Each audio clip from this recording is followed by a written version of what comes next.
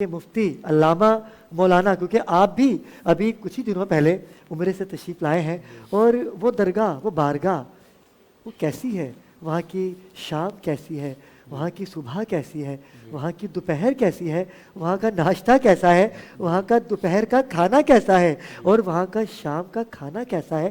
یہ نصیب والوں کو میسر ہوتا ہے۔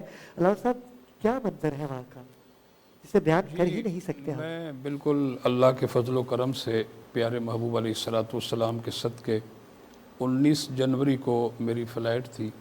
یہاں سے میں پہلے مسقط گیا، پھر وہاں سے الحمدللہ میں جدہ کے لیے ٹریول کر کے پھر عمرہ کی سعادت حاصل کی، پھر وہاں سے مدینہ المنورہ کا یہ سفر عظیم۔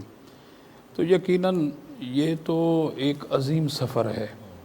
آپ جتنی بار اس سفر کو کریں گے اتنی بار آپ کو اتنی روحانیت ملے گی کہ آپ اس کا اندازہ ہی نہیں کر سکتے۔ اور یقیناً وہ روحانیت اور وہاں کی بہاریں اپنی مثال آپ ہیں۔ اور خاص کر کے میں اپنے حاضرین و ناظرین سے عموماً یہ بات عرض کرتا ہوں، اور دھرتی ٹی وی کی وساقت سے میں یہ بات ضرور عرض کروں گا کہ الحمدللہ جو بھی ہمارے حاضرین و ناظرین جنہیں حج کی سعادت حاصل ہوتی ہے یا عمرہ شریف کے لیے وہ جاتے ہیں، تو عمرہ کی ادائیگی اور پھر حج کی ادائیگی کے علاوہ وہاں جو مقدس مقامات ہیں، خاص کر کے ہم ان مقدس مقامات پر ضرور جائیں، اور ان مقدس مقامات کی جو خیرات ہے، وہاں کے جو فیوز و برکات ہیں، انہیں اپنے دامن میں لازمی آپ سمیٹیں۔ ٹھیک ہے، وہ ایک الگ سے آپ کے لیے یوں سمجھ لیں کہ ایک ایکسٹرا جو ہے وہ آپ کو وہاں سے بہت کچھ ملے گا۔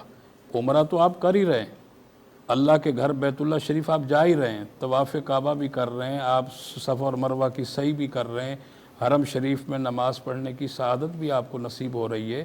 اس کے علاوہ میں چند ایک باتیں یہاں عرض کروں گا، جیسے کہ حضور سرور کائنات علیہ السلام کی جائے پیدائش، جس مقام پر میرے اور آپ کے پیارے نبی صلی اللہ علیہ وسلم کی ولادت ہوئی، علامہ قطب الدین رحمۃ اللہ علیہ فرماتے ہیں کہ آپ صلی اللہ علیہ وسلم کی جو ولادت گاہ ہے، اس مقام پر کھڑے ہو کر کے اللہ کریم کی بارگاہ میں دعا کی جائے تو اس مقام کی اتنی برکت ہے کہ اس کی دعا رد نہیں ہوتی بلکہ اللہ کی بارگاہ میں قبول ہو جاتی ہے۔ ماشاءاللہ ماشاءاللہ۔ اب دیکھیں، ایک تو سرکار کی ولادت کے مقام کی آپ نے زیارت کی، اور دوسرا پھر وہاں کھڑے ہو کر کے آپ نے اللہ کی بارگاہ میں التجا کی، فریاد کی۔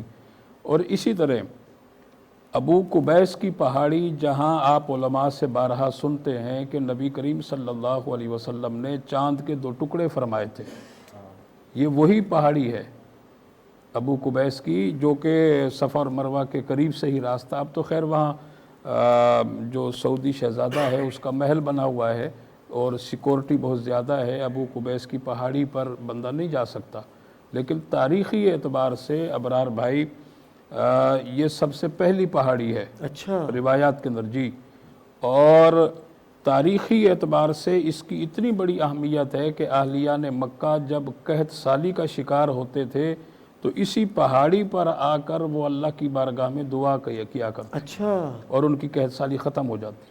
سبحان اور اللہ۔ اسی طرح بیت اللہ شریف کے اندر جو حجر اسود ہے، جب قوم نوح علیہ السلام پر طوفان آیا تھا تو وہ حجر اسود اسی پہاڑی پر محفوظ رہا، اور جب حضرت ابراہیم علیہ السلام اللہ کے پیارے خلیل نے بیت اللہ شریف کی تعمیر کی، اس کے بعد حجر اسود نے پکارا اچھا، کہ میں یہاں موجود ہوں، کیا اور بات پھر ہے، جو ہے حجر اسود کو دوبارہ جو ہے وہاں نصب کر دیا گیا۔ سبحان اللہ سبحان تو اللہ۔ اس لیے دیکھیں یہ وہ تاریخی مقامات ہیں، اور جیسے کہ ایک روایت میں ہے کہ نسل انسانی کے باپ حضرت آدم علیہ السلام کی قبر انور بھی اسی ابو قبیس کی پہاڑی کی ایک غار کے اندر ہے، اچھا، لیکن دیگر روایات کے اندر یہ بھی ہے کہ مسجد خیف کے الگ اندر الگ جگہ ہے، جی جی روایت جی الگ جی الگ ہے۔ بالکل۔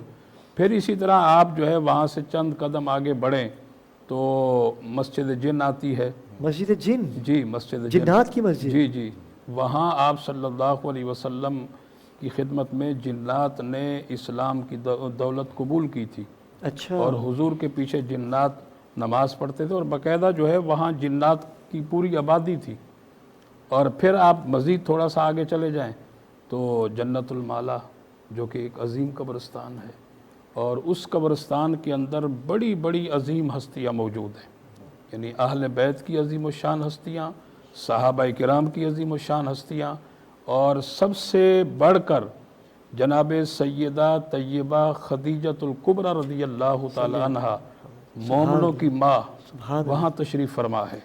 اور آپ وہاں جائیں، میں اپنے حاضرین و ناظرین سے کہوں گا کہ آپ ضرور وہاں جائیں، نہایت ہی ادب کے ساتھ جائیں، احترام کے ساتھ جائیں، باوضو ہو کر جائیں۔